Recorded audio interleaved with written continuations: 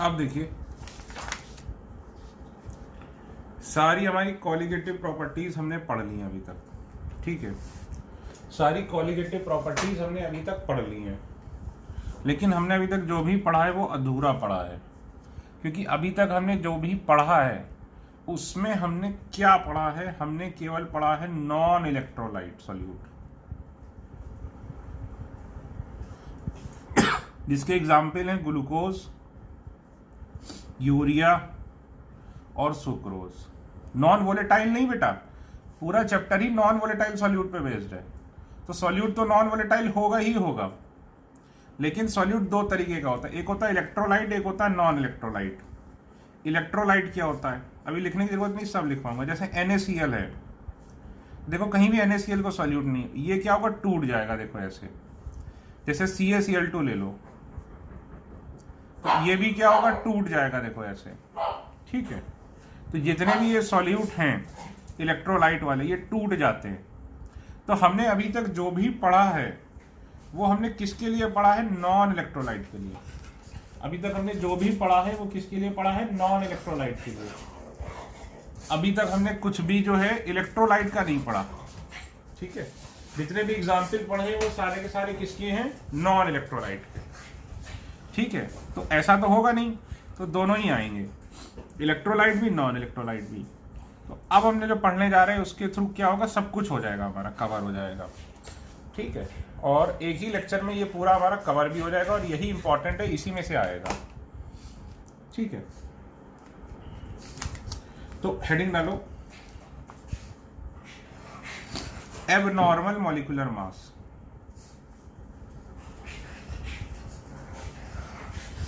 Abnormal molecular mass,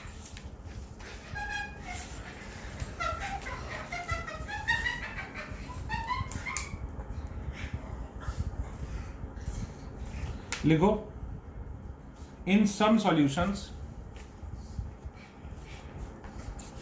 in some solutions molecular mass of a solute, in some solutions molecular mass of a solute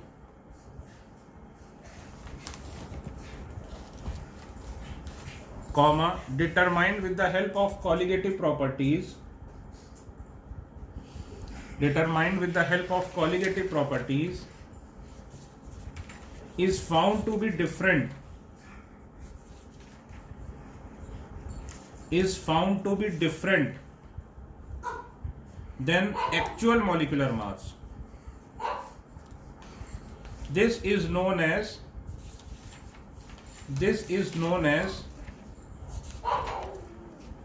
abnormal molecular mass. This is known as abnormal molecular mass. होता क्या है कि molecular mass जो हमने सोचा, वो हमने सोचा कि मान लो मॉलिक्यूलर मास हमें लग रहा है कि भाई 60 होगा, लेकिन जब हमने एक्सपेरिमेंट किया तो पता चला वो 50 निकल आया कई बार, या हो सकता है वो 120 निकल आए, या हो सकता है 110 निकल आए। तो जो एक्सपेक्टेशन है उससे बिल्कुल अलग निकल आता है। तो जब क्योंकि कॉलिगेटिव प्रॉपर्टी का मेन यूज क्या है, मॉलिक्यूलर मास का डिटर्मिनेशन, लेकिन क्या हुआ कि भाई जो एक्सपेक्टेशन है उससे बिल्कुल ही अलग निकल आया। तो यही है कि भाई एक्सपेक्टेशन से बिल्कुल अलग क्यों निकल आता है, और अगर निकल आता है तो उसको हम कैसे टैकल करेंगे, कैसे समझेंगे कि भाई इसको हम क्या करें, ठीक है ना। तो उसके लिए जो तरीका है वो क्या है भाई, एबनॉर्मल मॉलिक्यूलर मास, ठीक है।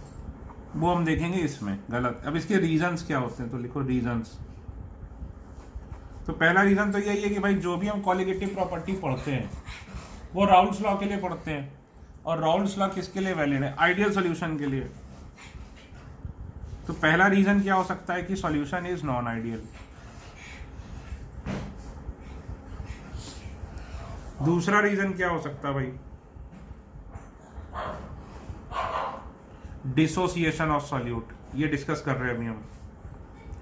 तीसरा रीजन क्या हो सकता है, association of solute. Dissociation of solute और एसोसिएशन ऑफ सॉल्यूट। ठीक, नॉन आइडियल सॉल्यूशन यानी क्या होगा, हाई कंसंट्रेशन। लेकिन ये वाला रीजन हमें करना नहीं है, हमें यही दो रीजन मान के चलने हैं। ठीक, तो चलो भाई पहले देखते हैं dissociation of solute.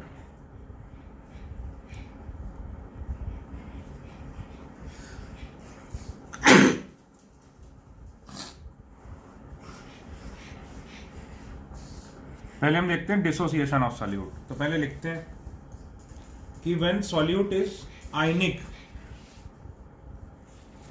When solute is ionic, number of particles increases.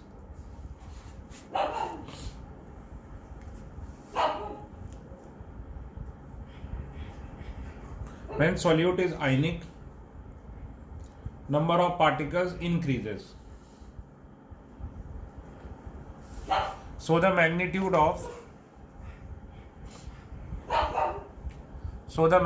of colligative properties also increases.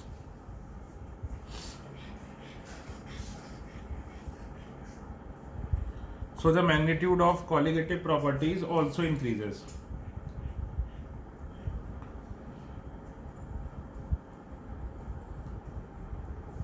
Hence,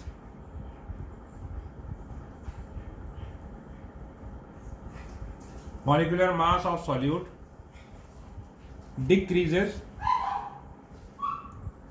than the actual molecular mass.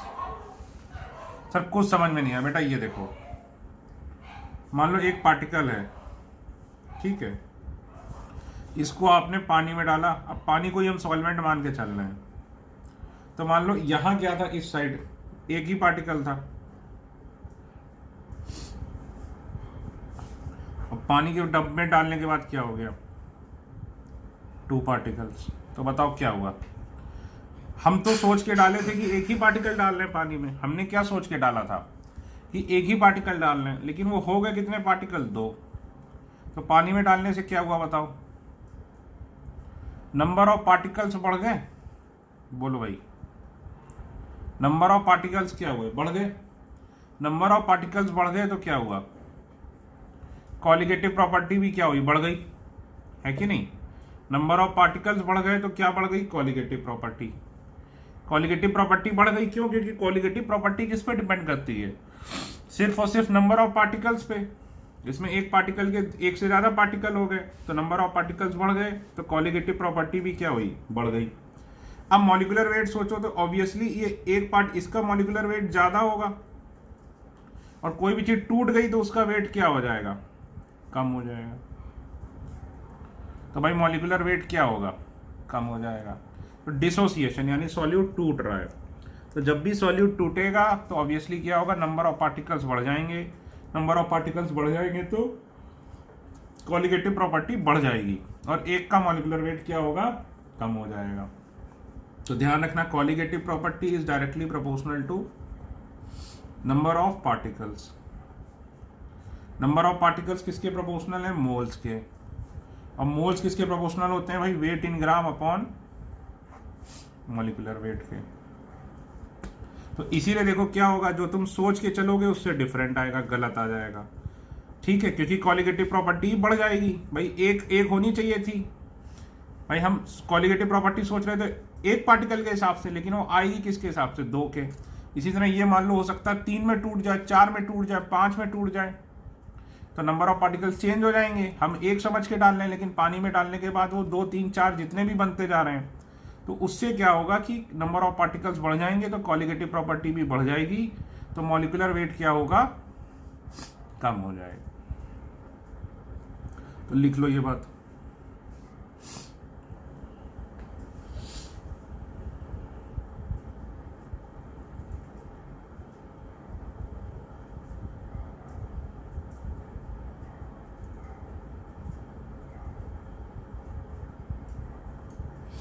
अब देखो,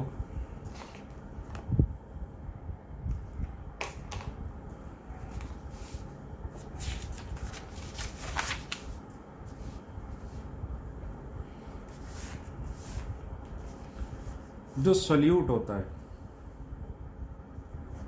वो दो तरीके का होता है।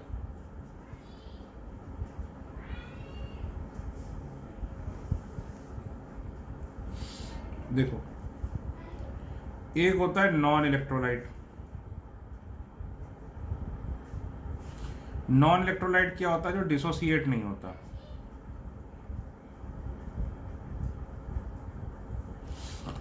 Example, urea, glucose, sucrose. इसको पानी में डालोगे तो क्या होगा? डिसोसिएट ही नहीं होगा। यानी इसमें क्या होगा? एक पार्टिकल पानी में भी एक ही पार्टिकल की तरह बिहेव करेगा। एक पार्टिकल पानी में भी एक ही पार्टिकल की तरह बिहेव करेगा। ठीक। दूसरा हो गया इलेक्ट्रोलाइट। ठीक। अब इलेक्ट्रोलाइट दो तरीके का होता है। एक होता है स्ट्रॉन्ग इलेक्ट्रोलाइट, दूसरा होता है weak electrolyte. Strong generally ionic compound होता है और वीक जनरली ऑर्गेनिक कंपाउंड होता है। जनरली स्ट्रॉन्ग की खास बात क्या है? इसका अल्फा 1 होता है या फिर 100% कह दो। इसका क्या मतलब? कि ये पूरी तरह डिसोसिएट हो जाएगा। और वीक का क्या होता है? अल्फा <1। ठीक। मतलब क्या हुआ देखते हैं भाई। देखो, जैसे इसमें NaCl डाला, ठीक है, तो NaCl टूटेगा Na++Cl- में। ठीक। तो ये एक पार्टिकल इसके दो पार्टिकल दे रहा है। ठीक है, इसका एक पार्टिकल इसके दो पार्टिकल दे रहा है। तो हम एक चीज क्या बोलेंगे? इसका I हो जाएगा 2। I क्या होता है? Van't Hoff factor.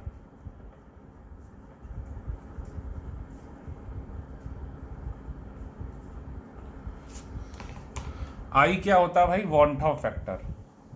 ठीक है ना? I क्या होता है बेटा? Van't Hoff factor. ठीक है। तो अगर इसका एक पार्टिकल कितने में टूट जाएगा? यहां लिख देता हूं यार साफ साफ। जैसे NaCl है, तो इसके 100 पार्टिकल लिए तो कितने ब्रेक होंगे? 100 की 100। ये देखो कितने डिसोसिएट होंगे? जितने स्ट्रॉन्ग इलेक्ट्रोलाइट का अल्फा 1 है। अल्फा 1 का मतलब क्या हुआ? अगर 100 लिए तो कितने डिसोसिएट होंगे? 100 की 100। और ये बन जाएंगे 100, ये बन जाएंगे 100। तो यानी एक लिया तो एक कितने में टूटेगा? 2 में। तो इसका I हो जाएगा 2। अच्छा, इसका I क्या हो जाएगा बताओ? 1। क्यों? इसका एक पार्टिकल पानी में डालने के बाद कितने में कन्वर्ट हो रहा है? ना ये टूट रहा है ना ये जुड़ रहा है। तो इसका एक पार्टिकल पानी में कितने की तरह बिहेव करेगा? एक पार्टिकल की तरह। इसलिए इसका I क्या हो गया? 1। NaCl का एक पार्टिकल कितने की तरह बिहेव करेगा? 2 की तरह। इसका I हो गया 2। इसी तरह देखो CaCl2। CaCl2 का एक पार्टिकल, ये देखो, तो देखो ये आयनिक है, ये स्ट्रॉन्ग इलेक्ट्रोलाइट है। तो इसके भी 100 पार्टिकल लोगे तो ये कितना टूट जाएगा? पूरा का पूरा। यानी इसका एक पार्टिकल बताओ कितने की तरह बिहेव कर रहा है? 3 की तरह। भाई एक ये 2 ये। यहां पर क्या है? एक पार्टिकल। यहां पर क्या है? 3 पार्टिकल्स। इसका एक पार्टिकल 3 की तरह बिहेव कर रहा है तो इसका I क्या हो गया? 3। इसी तरह ये देखो, ये फिर से आयनिक है, Al2SO4 होल थ्राइस। ये टूटेगा ऐसे। अब बताओ, इसका एक पार्टिकल, इसके कितने पार्टिकल? 5 पार्टिकल की तरह बिहेव कर रहा है। इसका I कितना हो जाएगा? 5। ठीक है ना? इसी तरह ये देखो,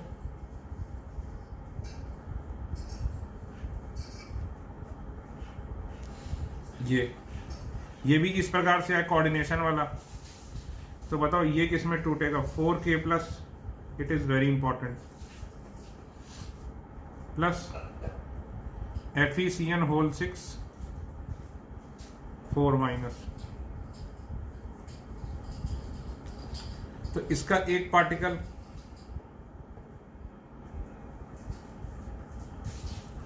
इसके कितने पार्टिकल कितने टूटेगा, 4 और 1 5। तो इसका I क्या हो जाएगा, 5। समझे ना। तो इसमें I जो स्ट्रॉन्ग इलेक्ट्रोलाइट है ये पूरी पूरी तरह टूटेगा, तो हम सीधे सीधे लिख देंगे देखकर, ठीक है। तो ये आपको इसी की हेडिंग के अंदर लिख लेते हैं, स्ट्रॉन्ग इलेक्ट्रोलाइट के अंदर, ठीक है।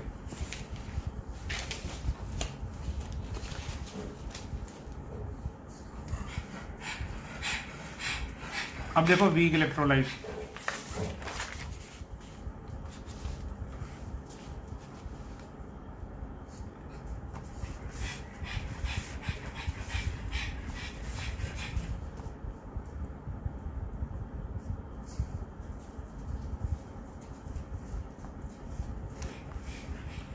वीक इलेक्ट्रोलाइट, वीक इलेक्ट्रोलाइट का अल्फा क्या होता है, बहुत कम। तो अगर 100 पार्टिकल डालोगे तो बहुत ही कम टूटेंगे। फॉर एग्जाम्पल सपोज करिए कि जैसे ये पेन है, ये क्लोज्ड पेन, एक पार्टिकल है, पानी में हमने 10 पेन डाले, तो 10 में से 6 खुल गए, 4 नहीं खुले। तो खुद बताओ 10 पेन हमने पानी में डाले तो 6 पेन खुल गए और 4 पेन नहीं खुले। तो जो 6 पेन खुल गए तो वो कितने पार्टिकल की तरह बिहेव करेंगे, 2 की तरह। और 4 पेन जो नहीं खुले वो कितने की तरह बिहेव करेगा, 1 की तरह। तो बताओ 10 पेन डाले तो कितने पार्टिकल हो गए, 16 पार्टिकल्स। तो 10 पेन किसकी तरह बिहेव कर रहे हैं, 16 पार्टिकल्स की तरह। तो एक पेन किसकी तरह बिहेव करेगा, 1.6। भाई 10 पेन बिहेव कर रहे हैं 16 की तरह, तो एक पेन किसकी तरह बिहेव करेगा, 1.6 की तरह। तो इसका I क्या हो जाएगा, 1.6। समझे ना। इसी तरह मान लो 100 पेन डाले और 18 पेन जो है वो खुल गए और 82 पेन नहीं खुले। तो जो खुल गए वो किसकी तरह बिहेव करेंगे, 2 की तरह। तो ये कितना हो गया, 36 प्लस 18 इज इक्वल टू ये कितना हो गया भाई, 118। तो हम क्या बोलेंगे कि 100 पेन, ये सब लिखने की जरूरत नहीं है, 118 पार्टिकल की तरह बिहेव कर रहे हैं। तो एक पेन किसकी तरह बिहेव करेगा, 118/100 इज इक्वल टू 1.18। समझे ना। तो वीक इलेक्ट्रोलाइट में हमें इस बात का भी ध्यान रखना पड़ता है कि कितने पेन खुले। कितने पेन खुले का मतलब है कि कितना डिसोसिएशन हुआ, और कितना डिसोसिएशन हुआ वो कौन बताता है, अल्फा। अल्फा क्या बताता है कि अगर 100 डाले तो कितने खुल गए, ठीक है ना। तो अब देखो वीक इलेक्ट्रोलाइट कौन से होते हैं। जैसे वीक इलेक्ट्रोलाइट का एग्जांपल है ये, ठीक। तो देखो वीक इलेक्ट्रोलाइट में इसीलिए इक्विलिब्रियम का साइन बनाया है। ये देखो, ये क्या है, वीक इलेक्ट्रोलाइट। तो ये देखने में तो 2 में टूट रहा है, लेकिन ये 100 के 100 नहीं टूटेंगे, ये कम टूटेंगे।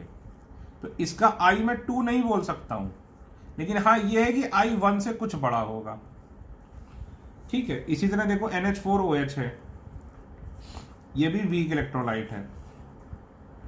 तो ये देखो 2 में टूटा ये, लेकिन ये वीक इलेक्ट्रोलाइट है। तो क्या होगा कि इसमें ये पूरा 100 के 100 नहीं टूटेंगे, 100 में से कुछ टूटेंगे कुछ नहीं। तो इसका भी I मैं सीधे सीधे 2 नहीं बोल सकता हूं, लेकिन ये बोल सकता हूं कि हाँ I 1 से कम ज्यादा होगा और 2 से कम होगा। इसमें से 1 से ज्यादा होगा, 2 से कम होगा, ठीक है। इसका I होता कितना है, ठीक है, 1 minus alpha plus N alpha. ये कैसे, अभी प्रूफ कर दूंगा। ये समझ लीजिए इसका I कितना होता है, 1 minus alpha plus N alpha. ये लिख लीजिए जिससे याद हो। अभी हम इस पे आएंगे।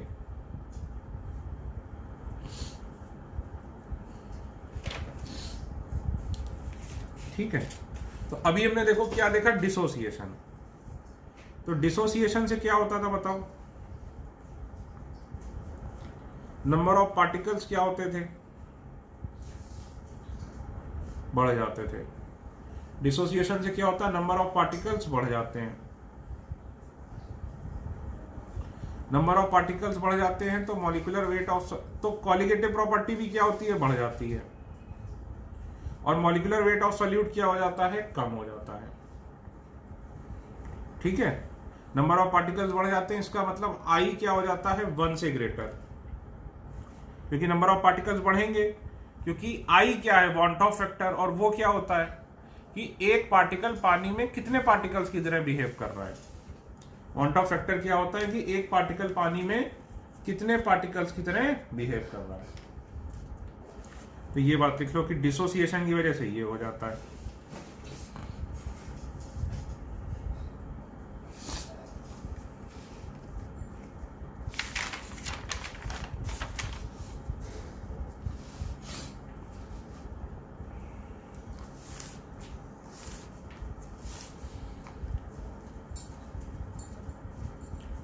अब देखो एसोसिएशन ऑफ सॉल्यूट।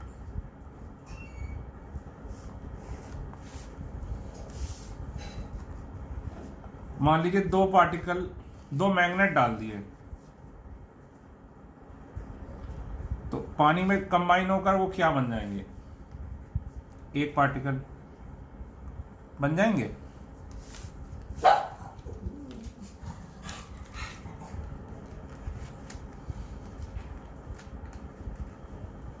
ठीक, तो हम क्या बोलेंगे भाई कि एसोसिएशन से क्या होता है?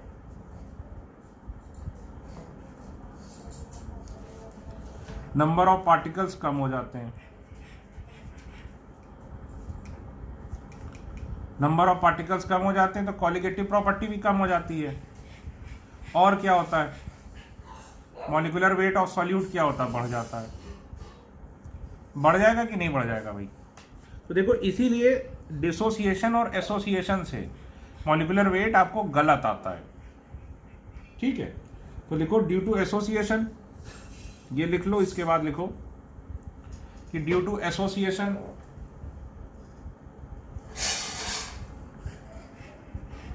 Number of particles decreases. Due to association number of particles decreases, so the magnitude of colligative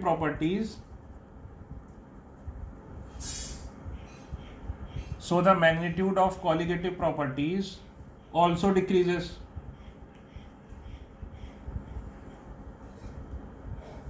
Hence molecular weight of solute increases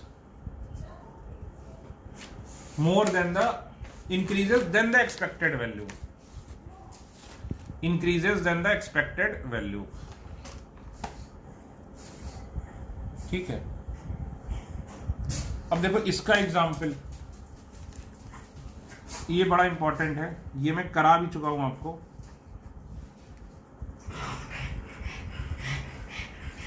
कि RCOOH लिख लो। RCOOH dissociates in polar solvent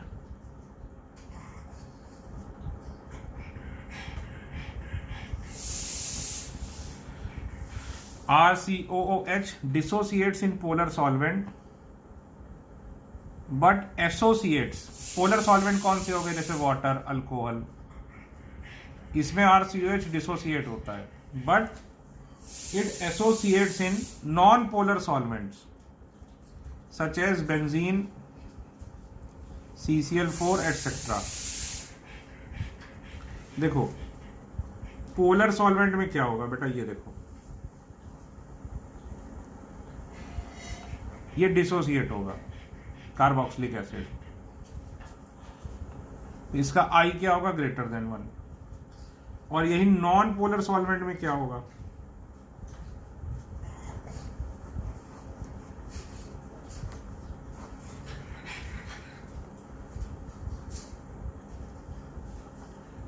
ये देखो, ये मैंने आपको एक सवाल में कराया था।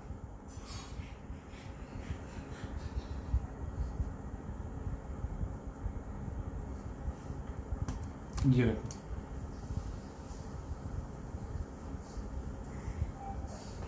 यहां पर क्या आ जाएगा, हाइड्रोजन बॉन्डिंग।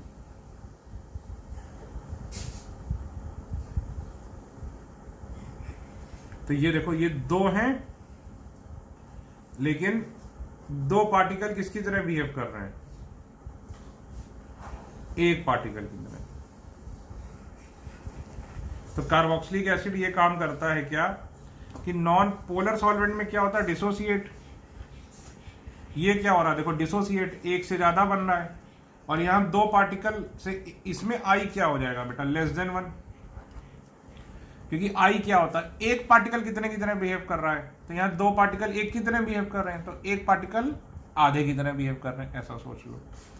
तो दो पार्टिकल यहाँ पर किसकी तरह बिहेव कर रहे हैं, 1 पार्टिकल की तरह। तो इस केस में आई क्या हो जाता है, लेस देन 1। इसमें क्या हो जाता है, आई इज ग्रेटर देन 1। और जनरली इसके एग्जाम्पल कौन से होते हैं, ये देखो, फॉर्मिक एसिड,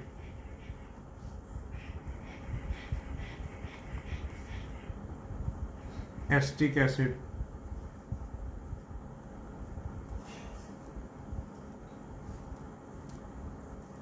बेंजोइक एसिड।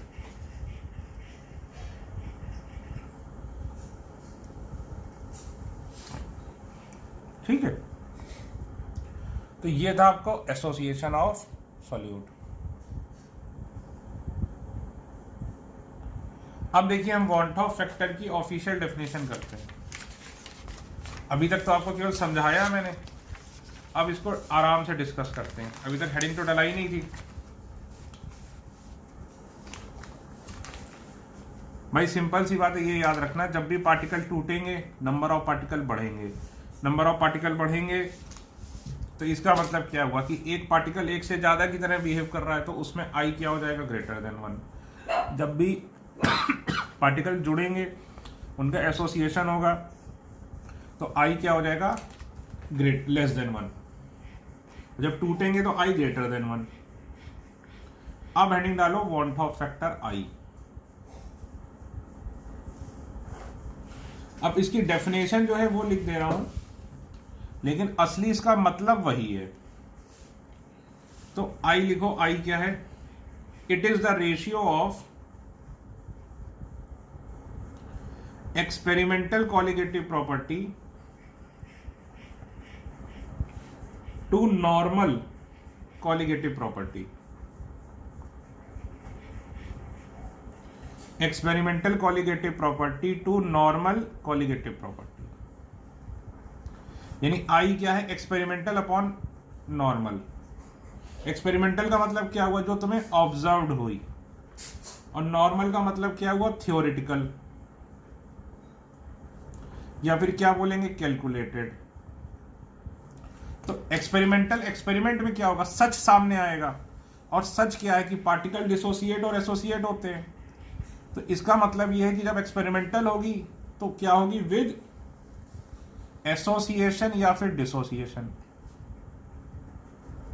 यानी एसोसिएशन या फिर डिसोसिएशन को कंसीडर करके ये होगी। और जब ये होगा तो ये क्या होगा, विदाउट एसोसिएशन और डिसोसिएशन।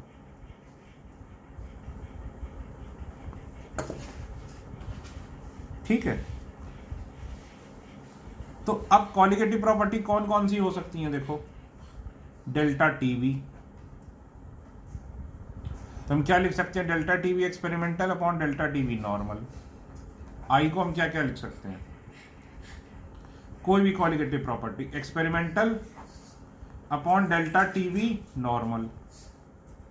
ठीक, या फिर आई को क्या लिख सकते हैं, delta TF experimental upon delta TF normal. या फिर क्या लिख सकते हैं, osmotic pressure experimental upon osmotic pressure normal. ये वर्डिंग पे ध्यान देना, एक्सपेरिमेंटल बोलते हैं या ऑब्जर्व्ड, और इसको क्या बोलते हैं, नॉर्मल, थ्योरेटिकल या फिर कैलकुलेटेड।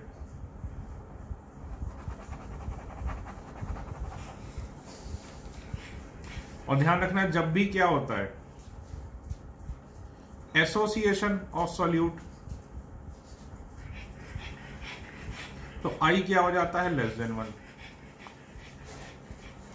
जब भी क्या होता है डिसोसिएशन ऑफ सॉल्यूट, आई क्या हो जाता है ग्रेटर देन 1। और जब होता है नॉन इलेक्ट्रोलाइट, तो आई क्या हो जाता है इक्वल टू 1।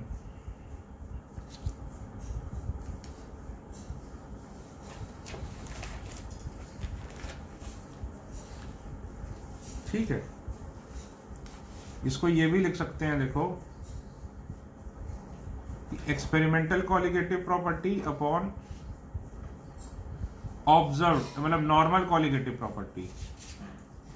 और आपको पता है कॉलिगेटिव प्रॉपर्टी क्या होती है, inversely proportional to molecular weight. ये कैसे सर? बेटा मॉलिक्यूलर वेट कम होगा तो नंबर ऑफ पार्टिकल्स ज्यादा होंगे, नंबर ऑफ पार्टिकल ज्यादा होंगे तो कॉलिगेटिव प्रॉपर्टी भी ज्यादा होगी। अगर नंबर ऑफ पार्टिकल्स, अगर मॉलिक्यूलर वेट ज्यादा है, भाई सिंपल सी बात है, 5 किलो अंगूर ले आओ और 5 किलो तरबूजा ले आओ, तो जो 5 किलो तरबूज है वो एक ही पार्टिकल है, यानी उसका मॉलिक्यूलर वेट ज्यादा है, तो उसमें कॉलिगेटिव प्रॉपर्टी कम होगी। अगर 5 किलो अंगूर ले आओ तो नंबर ऑफ अंगूर बहुत ज्यादा होंगे, तो उसमें कॉलिगेटिव प्रॉपर्टी क्या होगी, ज्यादा होगी। इसीलिए इसको क्या लिख सकते हैं कि molecular weight normal upon molecular weight experimental. ठीक, तो अब देखो, अब हम देखते हैं आई फॉर वीक इलेक्ट्रोलाइट।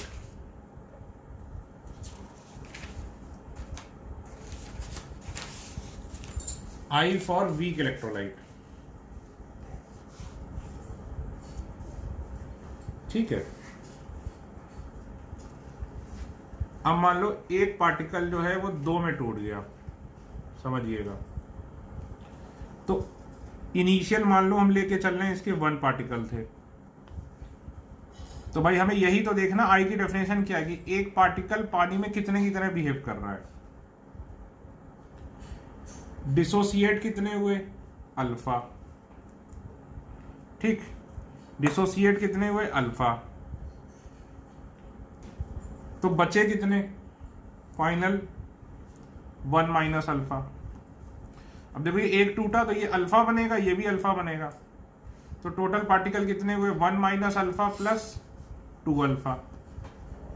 ठीक, अब सोचो अगर ये 3 पार्टिकल होते तो एक और अल्फा, तो टोटल पार्टिकल कितने हो जाते, 1 minus alpha plus alpha plus alpha plus alpha, तो यहाँ क्या लिखते 3 अल्फा। अगर यहाँ 4 होते तो 4 अल्फा, अगर यहाँ n होते तो क्या लिखते इसको, 1 minus alpha plus N alpha. तो इसीलिए आई क्या होता है, 1 minus alpha plus N alpha. लिख लो भाई, यानी कि एक पार्टिकल कितने की तरह बिहेव करता है, 1 minus alpha plus 1 minus alpha plus N alpha. ठीक, तो अब देखो, देखो यानी एक पार्टिकल किसमें टूट गया, एन पार्टिकल में। यहां क्या था, एक पार्टिकल, यहां क्या थे, एन पार्टिकल्स। तो तुमने यहां क्या लिखा, I is equal to 1 minus alpha plus N alpha. N क्या है, जितने पार्टिकल्स में वो टूट रहा है ना। तो ये कौन से पार्टिकल है, अनडिसोसिएटेड। ये देखो ना, 1 माइनस अल्फा क्या था जो लिया था, उसमें जितने बच गए थे भाई, इतने डिसोसिएट हुए, तो बचे कितने, 1 माइनस अल्फा। तो 1 माइनस अल्फा क्या हो गया, अनडिसोसिएटेड, प्लस एन अल्फा क्या है, डिसोसिएटेड। ठीक, ये हो गया डिसोसिएशन में।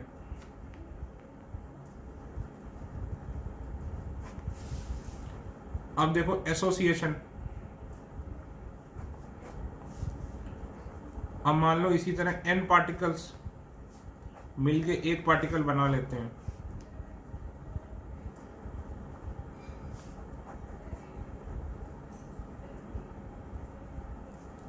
तो I को क्या लिखोगे?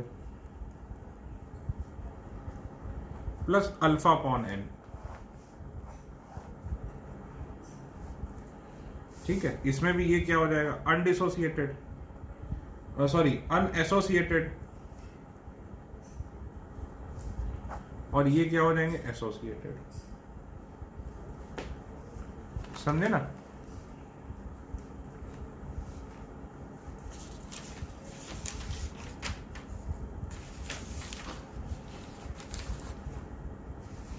देखो एग्जाम्पल,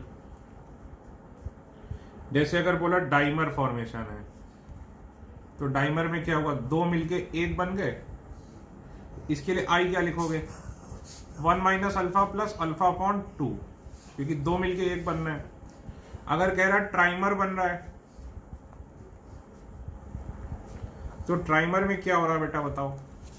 तीन पार्टिकल मिलके एक बन रहे हैं, तो हम क्या बोलेंगे? I is equal to 1 minus alpha plus alpha upon 3। अगर हम कह रहे हैं टेट्रामर बन रहा है, तो चार मिलके एक बन रहे हैं, तो I is equal to 1 minus alpha plus alpha upon 4।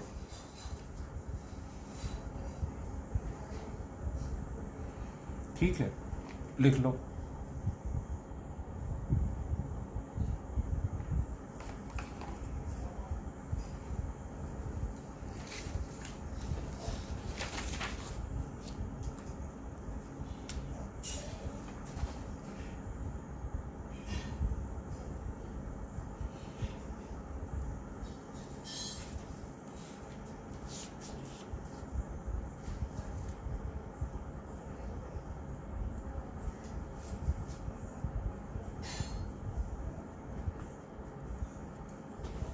तो देखो इसका मतलब क्या हुआ, लिखो।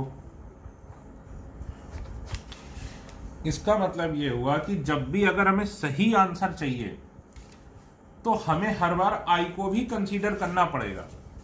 हमें ये भी हर बार कंसीडर, अभी तक क्या था कि हमने कंसीडर ही नहीं किया था कि भाई डिसोसिएशन या एसोसिएशन हो भी सकता है, लेकिन अब हमको क्या है? ये कंसीडर करना पड़ेगा हर बार। क्या क्या कंसीडर करना पड़ेगा? कि भाई एसोसिएशन भी हो सकता है और डिसोसिएशन भी हो सकता है। हमेशा हमेशा हमको ये कंसीडर करना पड़ेगा। ठीक है, इसका मतलब अभी तक हमने जितने भी फॉर्मूले पढ़े हैं, उन फॉर्मूलों में हमें क्या करना पड़ेगा? चेंज करना पड़ेगा।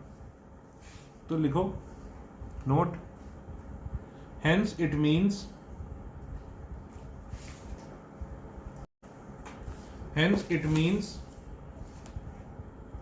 if we want to have correct answer every time,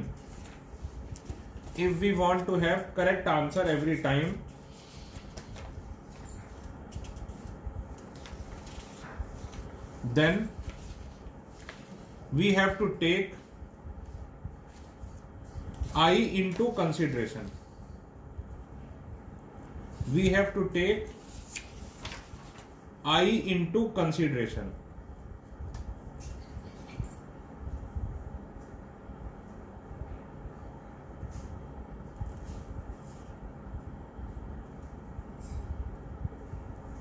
We have to take I into consideration.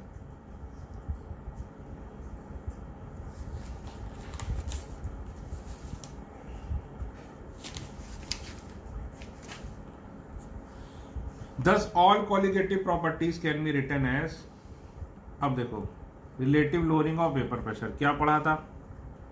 PA naught minus P solution upon PA naught is equal to XB, ये पढ़ा था। तो सही क्या होगा? IXB। डेल्टा TB क्या पढ़ा था? KB इंटू M, तो सही क्या होगा? KB into MI। Delta TF पढ़ा था KF इंटू M, तो होगा A इंटू MI। और ऑस्मोटिक प्रेशर पढ़ा था, तो वो क्या होगा? MRT into I। तो सर यहां तो बहुत बड़ी समस्या आ गई। बेटा क्या समस्या आ गई? इसका मतलब क्या हुआ कि आपने जो हमें 4-5 लेक्चर से पढ़ाया वो तो गलत पढ़ा दिया, क्योंकि सर उसमें तो आपने आई तो कंसीडर ही नहीं किया। इसका मतलब जब से आपने कॉलिगेटिव प्रॉपर्टी पढ़ाना चालू किया है आपने हमको गलत पढ़ाया है, क्योंकि आपने कभी भी आई को कंसीडर नहीं किया। आपने कभी भी आई को कंसीडर नहीं किया, इसलिए अभी तक आपने जो पढ़ाया वो कैसा पढ़ाया, गलत पढ़ाया। तो बेटा ऐसी बात नहीं है। तो सर क्यों ऐसी बात क्यों नहीं है भाई? अगर ये आप कह रहे हो कि सही फॉर्मूला आई वाला है, अभी तक आपने आई क्यों नहीं कंसीडर किया? तो लिखो कि अभी तक हमने जितने भी सवाल करे हैं उसमें एग्जाम्पल जनरली ग्लूकोज, सुक्रोज और यूरिया को लिया है। उसमें हमने क्या लिया है? ग्लूकोज, सुक्रोज और यूरिया को लिया है। आगे लिखो, और या ऐसे लिखो, फुल स्टॉप के बाद लिखो and glucose, sucrose, urea and glucose, sucrose, urea are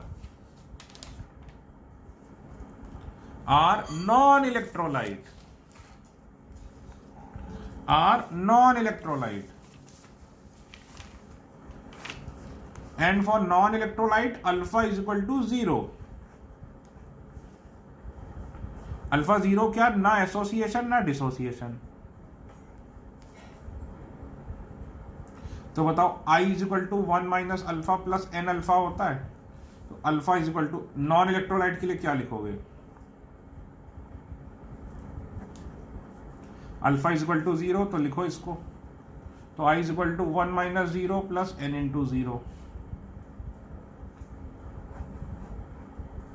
तो I क्या हो जाएगा? 1।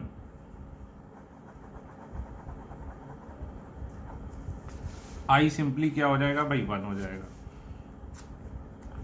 है कि नहीं?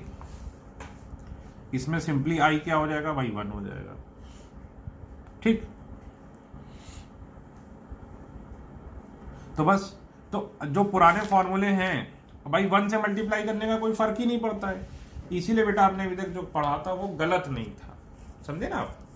उसमें हमेशा मैंने ध्यान रखा कि I क्या है? 1।